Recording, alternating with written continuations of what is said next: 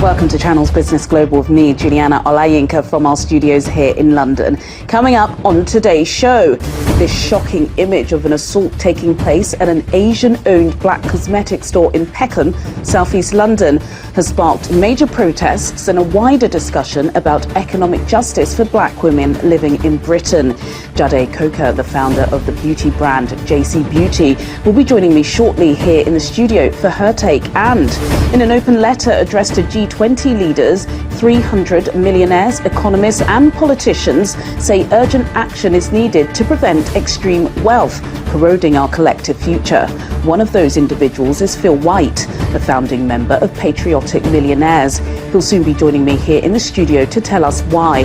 Then later, Adewale Yusuf, the CEO and co-founder of the skill-to-market platform Alt School Africa, will be joining me from Austin in Texas to share the secrets behind his successful edtech brand that has been given the thumbs up by the stars. But first, the US Chamber of Commerce's US Africa Business Center will host Nigerian President Bola Ahmed Tinubu to ring the Nasdaq closing bell. The bell ringing ceremony will be taking place next week Wednesday on the sidelines of the 78th session of the United Nations General Assembly. The president will also meet with Joe Biden after a brief encounter at last week's G20 summit in New Delhi, India. Two natural disasters that have killed more than 10,000 people just days apart in North Africa has led to foreign powers racing to offer aid and disaster relief to affected communities. Rescue efforts following the strongest earthquake to hit Morocco in more than 120 years have been hampered due to internal political sensitivities.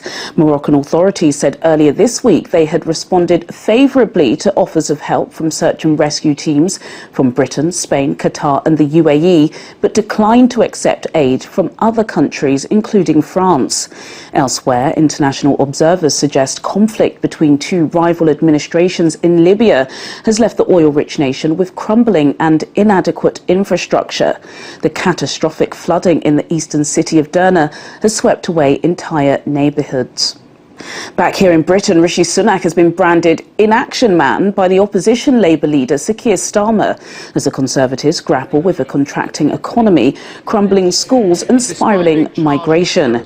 Sir Keir is urging the Prime Minister to call a general election. Well, for more on this, I was earlier joined in the studio by our business correspondent, Simon Pusey.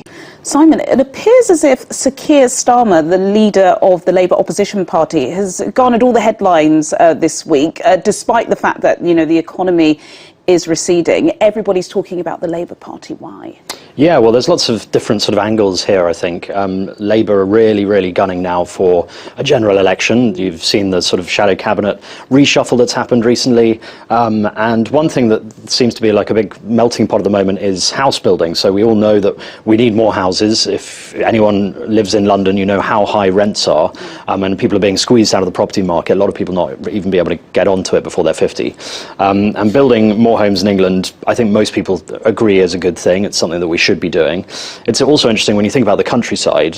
Thousands of years ago, England was a forest. So people think of the countryside as being something we need to protect, whereas a lot of people would actually say it's not what the countryside used to be. It's just fields, so it's already urban in a way. Yes. It's just been sort of, so there is space to build houses, but there's lots of restrictions against doing that, plenty of which are coming from the EU.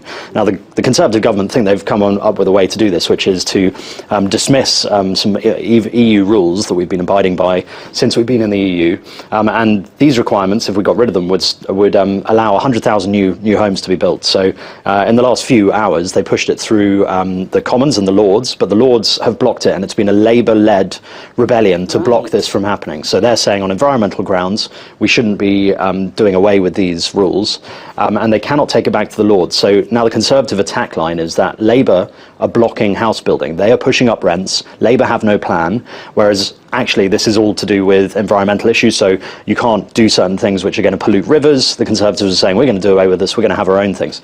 So this, I think, we're going to see a lot more in the next few weeks and months as a Conservative. Exactly. Kind of, this is, do you really want to elect this Labour Party that have no answers, have no plans, are going to make it harder to buy houses, to build houses to rent. Whereas I think actually this was probably a Conservative plan all along. They knew that this was going to be blocked in the House of Lords. So again, Sir Keir Starmer is going to be taking a lot of flack for this. He's always called Captain Hindsight by Rishi Sunak. Yeah, Boris Johnson actually. Well, Rishi Sunak took it from there, didn't it? Quite funny. And this is yet another line that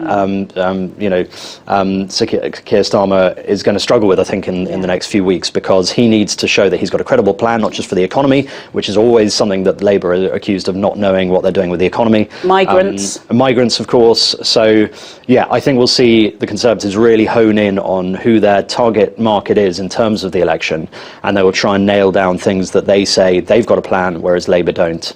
It's also going to be interesting, of course, we've got these by-elections coming up. Yes. The Conservatives could lose both of those. That would be huge. But if they were to hold one of them, they're both safe Conservative seats usually.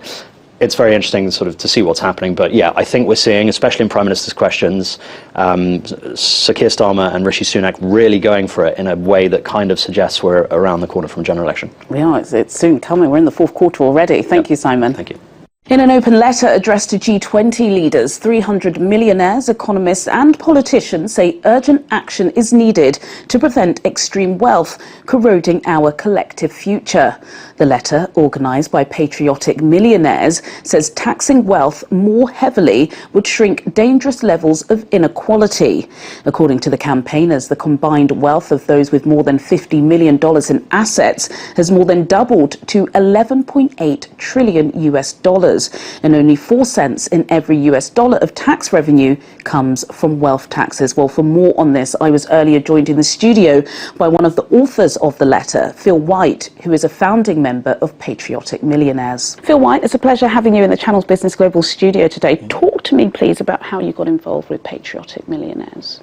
Well, I first came across Patriotic Millionaires, I guess, a year or so ago, no, actually 18 months ago, when I saw some of the things they were doing and the campaigns that people there were running, really about wealth taxes and trying to do something about the extreme wealth. And that resonates with me because I'm personally quite wealthy myself, and yet I recognise, if you like, the barriers and the damage that extreme wealth can do to society. So yeah, I've since become involved with other people there and peers, colleagues, and we're campaigning strongly for wealth taxes and reducing wealth inequality.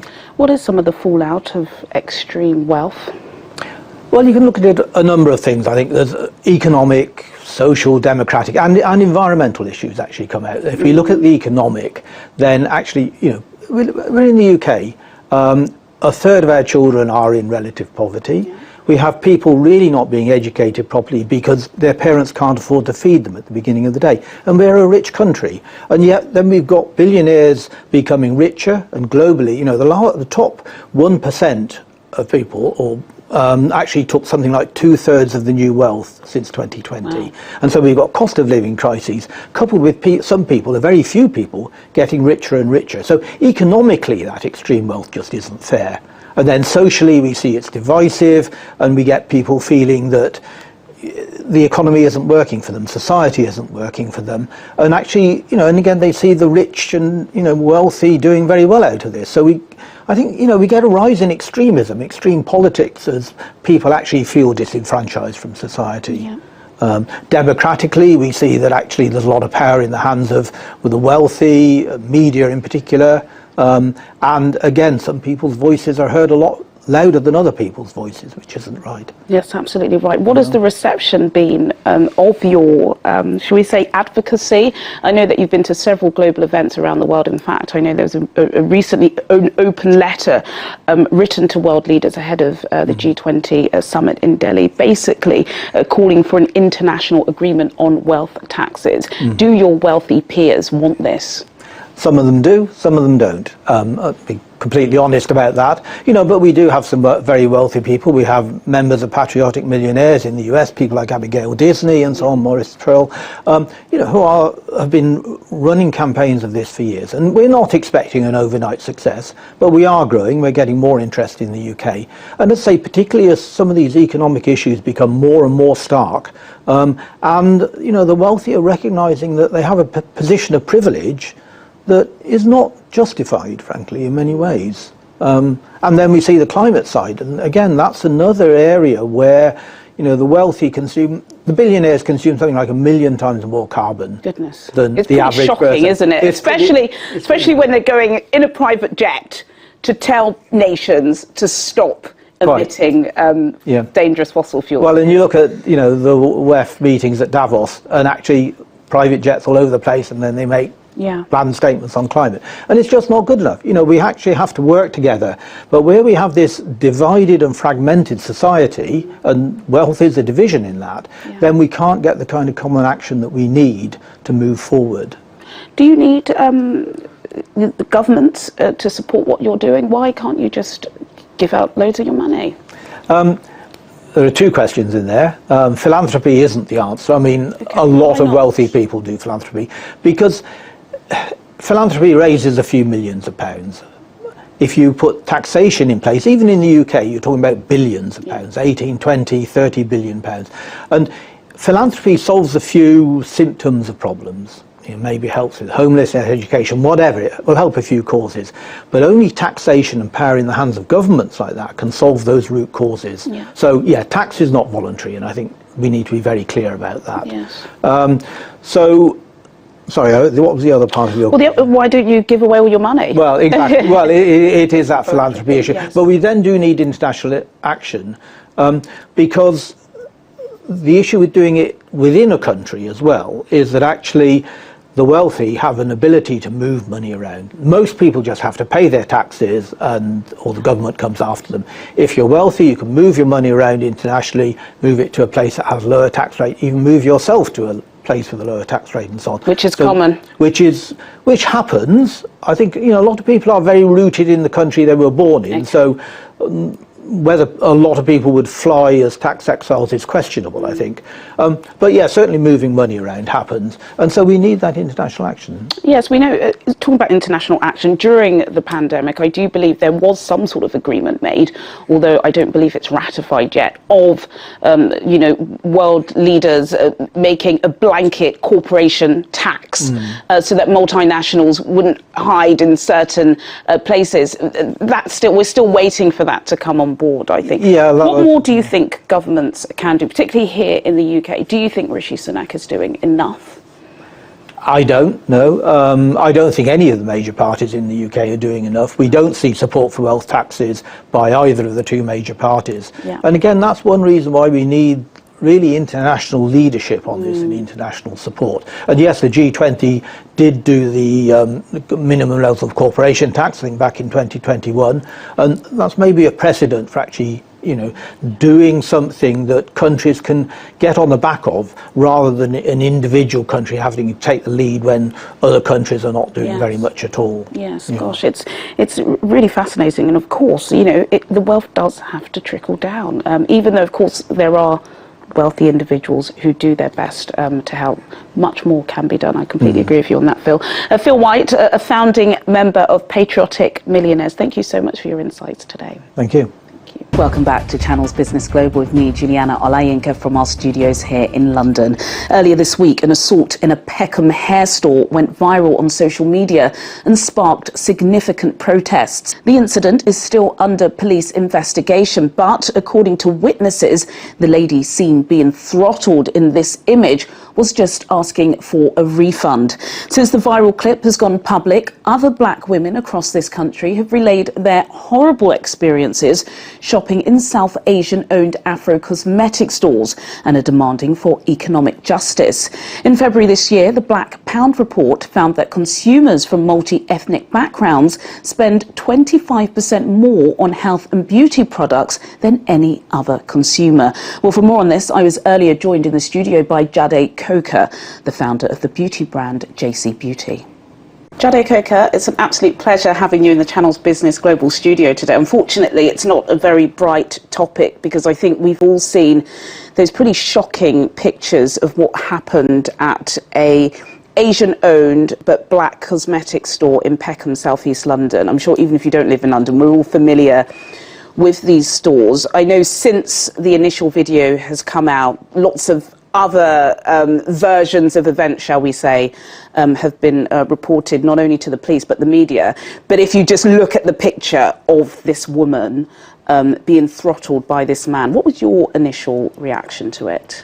When I watched it, I was appalled. I was looking at it, and I was quite shocked as what happened. I think in any incident where there is a discrepancy over a product or a service that has been received by a customer, I think as a business owner myself, I think it would be in the best interest of the business owner to get to a point of an agreement with the customer where a good outcome is takes place. And I think in this incident that it should never have gotten to the point where he was violent or physical towards her in any way. I think if a situation is getting out of hand, I think it is the role of the business owner to call the police. The customer's always right. Exactly, sure. Exactly. So I think to call the police and then let the police do their job. I think in terms of an outcome, it should be an outcome that is beneficial to the customer most especially. But he should never have laid his hands on her, as he said, detain her. I think that should have left to the police to figure that out. No, absolutely, and it sparked a much wider conversation. I think we've got to be careful because, of course, we know ethnic minorities, whether you're black or brown, we all go through similar issues in the UK. So I don't want to pit this against, it's let's forget it being a race row and talk about lots of people now saying this is about black female empowerment and the fact that there should be economic justice. So many similar incidents black women have reported, when they're going into these stores, they feel like thieves, they're purchasing items from individuals that have no idea what the sector is about. Do you understand why it sparked a much wider conversation? And do you think we need to do more to empower black women, not just black American women or black African women, black women living in Britain? Yeah, I think it's definitely important that we pour into these businesses that are doing so well already. There are many black businesses, black female-owned businesses that are doing amazing jobs, and I think it would be good to look at it from that angle because these businesses are doing great things. They're putting out a great service, they're putting out great products, and I think we should pour into these businesses, champion them for the great work that they're doing, and hopefully other businesses will follow suit. And I think by doing that, we create a more positive space for these businesses to flourish. During the Black Lives Matter riots in 2020, which obviously was a global issue. It started off with the murder of George Floyd, but there were many protests during lockdown in London.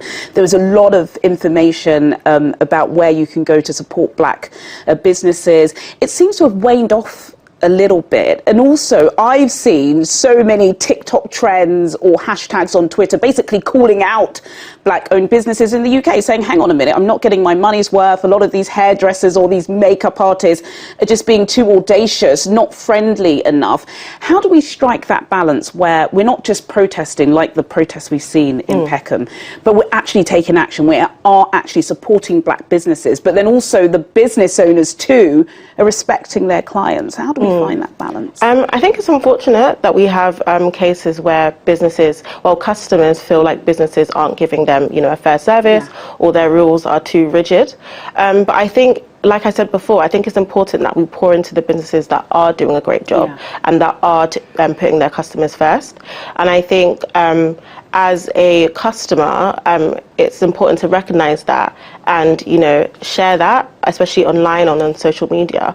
I think if we focus more on the positive aspects, I think other businesses will see that it's important to kind of follow those footsteps. Absolutely. Yeah. Well, we know that the police investigation into that shocking incident in Peckham is still ongoing, but hopefully it does, provide some economic justice for us black British women who spend billions, by the way, in looking good, as you can see from you, Jade. Jade Koka, founder of JC Beauty. Thank you so much for your insights today. Thank you for having me. Now to our final topic. Alt School Africa is a skill-to-market platform that is committed to reshaping the landscape of learning through innovative technology, personalised learning experiences and meaningful partnerships. Since its inception a couple of years ago, the platform has received applications from at least 83 countries and they've enrolled more than 20,000 learners. Africa's burgeoning interest in its creative economy is leading to a rise in non-traditional career paths, such as music management, content creation and influencer marketing. This is the area that Alt Africa is now expanding into. Adewale Yusuf, the company's CEO and founder, joins me now from Austin, Texas, for more on this. Adewale Yusuf, thank you so much for joining me on Channels Business Global. Thanks for getting up very early to record with us. Why the pivot away from coding to the creative economy and business courses? Thank you so much for having me, by the way. So for us, this is not a pivot, it's an expansion. Because for us, one thing we realize about Africans and the market we are in, we are equipping the people for the future of work. And the future of work, in the future we are going, there are some new jobs that will shock people in the world of artificial intelligence and some interesting IoT coming out right now. So skills like creative economy will be important to the market. You see a lot of content creators even getting richer than software developers or some engineers or some founders like me. So we realized like it's time for us to be equipping Africa for that. And when you look at business as well, business skills that we expand into, a lot of people need to learn how to do business and how to run business, and not just business. There's part of the business, which is the operation, the sales, the HR, everything under it. And that's what we're doing, because one salesperson will create job for like 5 software engineers. So why don't we start equipping people in that? And that's what we are doing. So we're just going beyond. We're expanding into this area, and in the future we'll still be going into this beyond this, because we are alternative school, alt school. We just create people. We give people global skills, and we support people with the new skill they need for the future we are getting into. Yeah, absolutely. You've had amazing success, Alt Africa. Some of the statistics over the past couple of years are really commendable. And of course, many tech enthusiasts will know that you've been very successful in previous ventures as well. I've got to say, though, EdTech, it's a very saturated market. We've spoken to several CEOs with similar kind of platforms like what you have created, yet your numbers are staggering. What is the secret behind your success, if you care to tell us? So I think one of the things is I've seen a lot of people, I've had a conversation with people globally, and one thing they get wrong is that Africans don't value education, or they can pay for education and they can pay for value. And this is one thing I tell people. Even in Nigeria, we actually cherish more education. We have people going to for like bachelor's degree compared to some other part of the world. So people value education, but we're getting to the world where people are saying, what education are you giving me? Adewale Yusuf, CEO and co-founder of Alt School Africa. Thank you so much for your time today. Thank you for having me here today. Thank you so much. Well, sadly, that's all we have time for today, but as always, do get in touch with your comments and suggestions. I'll see you at the same time next week for more in-depth business analysis on Channels Business Global. Goodbye.